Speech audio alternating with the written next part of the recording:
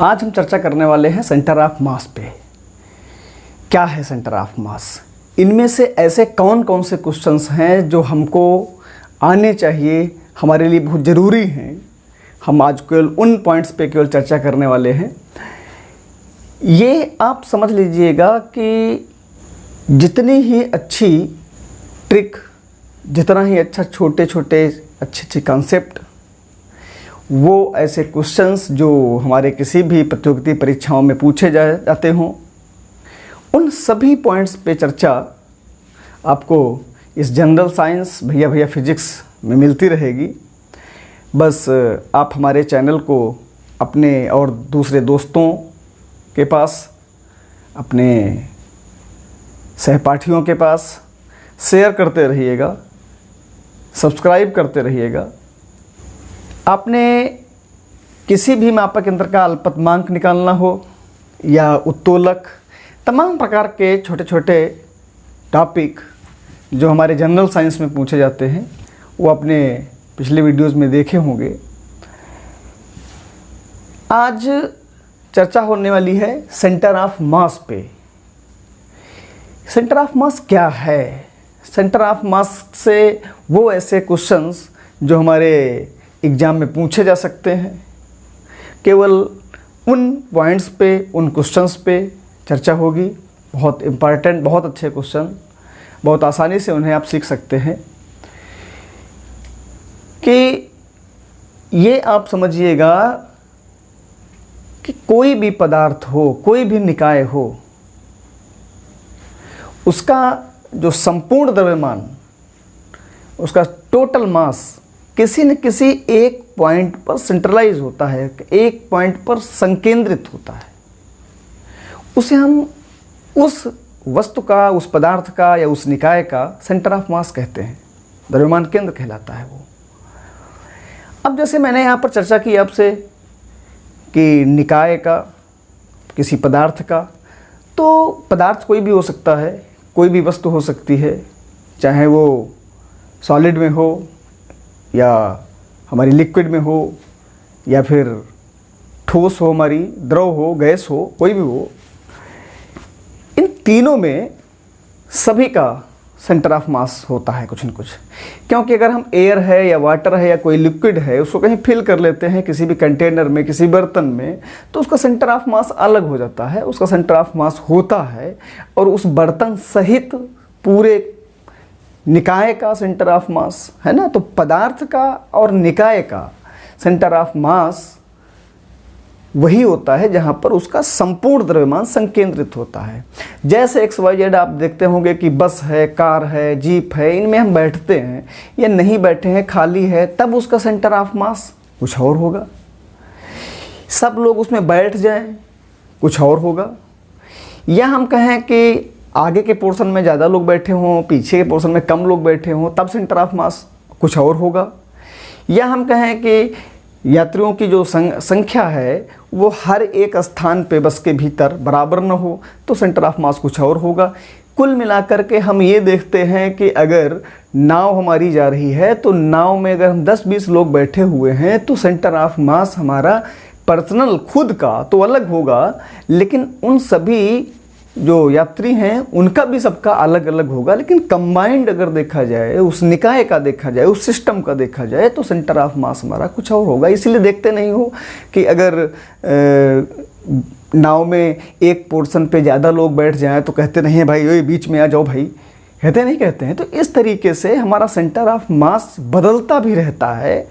और ये भी आपने देखा कि सेंटर ऑफ मास हमारा बदल रहा है किसी भी सिस्टम या निकाय का, तो स्वाभाविक सी बात है कि हम ये कह सकते हैं कि सेंटर ऑफ मास हमारा उस पदार्थ के या उस निकाय के आकार पे निर्भर करता है। कि जैसे सपोज कर लेते हैं हम खड़े हैं तो इस समय हमारा सेंटर ऑफ मास दोनों पैरों के बीच में हो, ठीक है। अब जैसे आपने देखा होगा कि पहाड़ी पे चढ़ते हुए कोई भी व्यक्ति है तो वो क्या करता है, अपना शरीर आगे की ओर झुका लेता है, यानी कि इस तरीके से झुक जाता है, झुक करके तब वो चढ़ने का प्रयास करता है। तो उस दिशा में उसका सेंटर ऑफ मास कुछ ऊपर आता है। तो यानी कि सेंटर ऑफ मास बदल रहा है, तो वो आकार पे डिपेंड करता है। अगर हम पदार्थ और निकाय का आकार बदल दे रहे हैं तो इसका मतलब है सेंटर ऑफ मास की पोजीशन हमारी चेंज हो जाएगी। अच्छा भाई, जैसे आपने यहाँ पर एक देखा होगा, लिखा है साफ साफ तौर पे कि पदार्थ आकार पर निर्भर करता है, आकार बदल देने से सेंटर ऑफ मास की पोजीशन बदल जाती है। सेंटर ऑफ मास पदार्थ निकाय के लिए वह बिंदु होता है जहाँ पदार्थ निकाय का संपूर्ण द्रव्यमान संकेंद्रित होता है, वही हमारा सेंटर ऑफ मास कहलाता है। और ये भी ध्यान रखिएगा कि उस सेंटर ऑफ मास को हम संहति केंद्र भी कहते हैं। क्या कहते हैं? संहति केंद्र। संहति केंद्र, उस सेंटर ऑफ मास को हम संहति केंद्र भी कहते हैं, ये भी ध्यान रखना है आपको।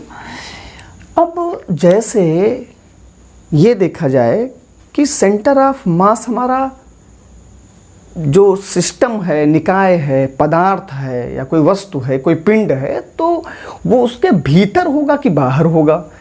अब यहाँ पर आप ये समझ लीजिएगा कि सेंटर ऑफ मास उसका कहीं पर भी हो सकता है, बाहर भी हो सकता है और भीतर भी हो सकता है। जैसे हम रिंग की बात करें तो रिंग में जो पदार्थ है वो तो आसपास है, लेकिन इसका जो सेंटर होगा वो सेंटर बीच में है जहाँ पर पदार्थ नहीं है, तो उसका सेंटर ऑफ मास उसके सेंटर पर ही है, तो वहाँ पर पदार्थ तो है नहीं। तो इसका मतलब यह है कि पदार्थ या निकाय के भीतर भी हो सकता है या बाहर भी हो सकता है, कहीं पर भी हो सकता है। जैसे ठोस गोला ले लिया जाए तो ठोस गोले के लिए उसका सेंटर हमारा सेंटर पर ही होगा। खोखला ले लिया गया तब भी उसका सेंटर पर ही होगा। तो खोखले में वहाँ पर तो निकाय का या पदार्थ तो है नहीं, और ठोस में पदार्थ है वहाँ पर। तो इस तरीके से पदार्थ के भीतर या बाहर भी हो सकता है। या हम ऐसे भी कह सकते हैं कि जो पदार्थ में मास डिस्ट्रीब्यूशन होता है, यानी कि द्रव्यमान वितरण डिपेंड इस पे भी करता है। तो छठा हमारा पार्ट आप ये लिख लेते हैं कि सेंटर ऑफ मास पदार्थ या निकाय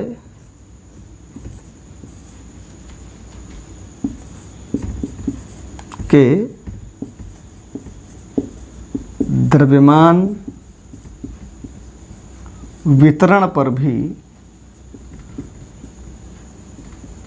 निर्भर करता है। समझे भैया? द्रव्यमान वितरण यानी कि मास डिस्ट्रीब्यूशन, उस पर भी निर्भर करता है कि एक समान लंबाई में द्रव्यमान वितरण हो रहा है तो वो एक रॉड होगी। एक समान क्षेत्रफल में मास वितरण हो रहा है यानी कि डिस्क है कोई। ऐसे ही एक समान आयतन में यानी कि ठोस गोला है कोई, यानी कि घन है कोई ठोस। तो एक समान आयतन में द्रव्यमान का वितरण, एक समान क्षेत्रफल में द्रव्यमान का वितरण, एक समान लंबाई में द्रव्यमान का वितरण अगर समान है तो उसका सेंटर ऑफ मास फिक्स है, और वो भी उसके केंद्रक पर। जैसे हम देखें कि उसका केंद्रक क्या है, यहाँ बिल्कुल बीचों बीच में। इसका केंद्रक क्या है, बिल्कुल बीचों बीच में, यानी कि इसी के ही सेंटर पर, इसके भी सेंटर पर, इसके भी सेंटर पर। इसके आमने सामने के कोने अगर मिला दिए जाएं तो जहाँ पर क्रॉस करेंगे वही हमारा सेंटर ऑफ मास होगा उसका। समझे? लेकिन अगर मास डिस्ट्रीब्यूशन हमारा डिफरेंट है, यानी कि per unit volume mass distribution हमारा कांस्टेंट ना होकर के वेरिएबल है, जैसे यहाँ पे ज़्यादा कुछ कम, फिर ज़्यादा, फिर कुछ कम, फिर ज़्यादा, फिर कुछ कम, इस तरीके से है, तो उसका सेंटर ऑफ मास हमारा उसके सेंटर पर ना होकर के उस ओर हो जाता है जहाँ मास सबसे ज़्यादा होगा। जैसे हम एक एग्जाम्पल ले लें कि अगर सपोज कर लें कि ये कोई एक रॉड है, तो इसका सेंटर ऑफ मान लिया एल लंबाई है इसकी, तो L/2 हमारा यहाँ पर आ रहा है, यहाँ पर। तो L/2 यानी कि उसके बीचों बीच में हो गया, ऐसा नहीं है, हमारा A और B C पार्ट कह दिया गया।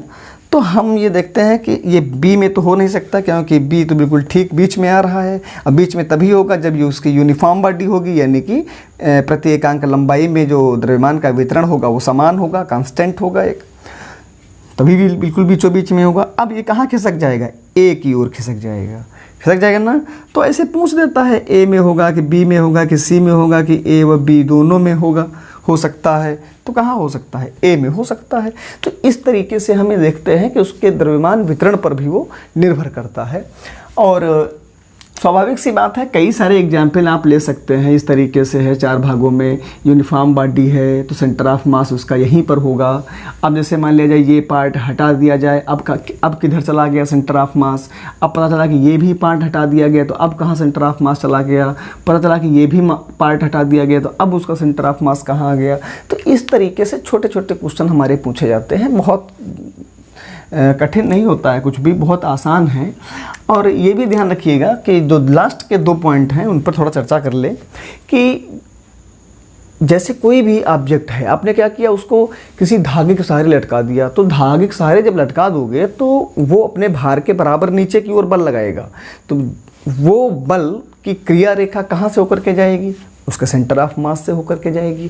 तो वो सेंटर ऑफ मास से जाने वाली जो वर्किंग लाइन है वो अर्थ में कहाँ से पास होकर के जाएगी, वो भी अर्थ के सेंटर से ही होकर के जाएगी, यानी कि सेंटर ऑफ ग्रेविटी से होकर के जाएगी।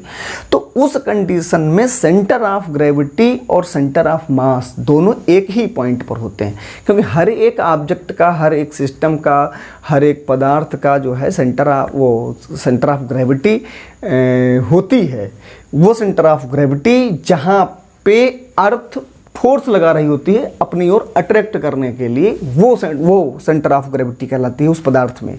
तो सेंटर ऑफ ग्रेविटी और सेंटर ऑफ मास एक ही पॉइंट पर होते हैं। कब, जब एक समान गुरुत्वीय क्षेत्र हो। जैसे एक समान गुरुत्वीय क्षेत्र है यहाँ पर, तो सेंटर ऑफ मास और सेंटर ऑफ ग्रेविटी उसी पॉइंट पर होगी। अगर मान लिया जाए सेंटर ऑफ ग्रेविटी हमारी डिफरेंट है, सेंटर ऑफ मास से दूर है, कुछ हट करके है, उस पॉइंट पर नहीं है, तो इसका मतलब है कि वहाँ पर जो गुरुत्वीय क्षेत्र है हमारा, वो गुरुत्वीय क्षेत्र असमान गुरुत्वीय क्षेत्र है, यानी कहीं पर ज़्यादा, कहीं पर कम, कहीं पे ज़्यादा, कहीं पे कम, इस तरीके से है। तो उस कंडीशन में हम अगर स्थितिज ऊर्जा हो गई या किसी भी आघूर्ण से रिलेटेड कोई गणना करनी हो, या हम गुरुत्वीय प्रभाव से रिलेटेड हम कोई भी गणना कर रहे हों, तो वो गणना हमारी गुरुत्व केंद्र से ही की जाएगी, यानी कि सेंटर ऑफ ग्रेविटी से ही की जाएगी, सेंटर ऑफ मास से नहीं की जाएगी। असमान गुरुत्वीय क्षेत्र में सेंटर ऑफ मास और सेंटर ऑफ ग्रेविटी अलग अलग पॉइंट पर होते हैं।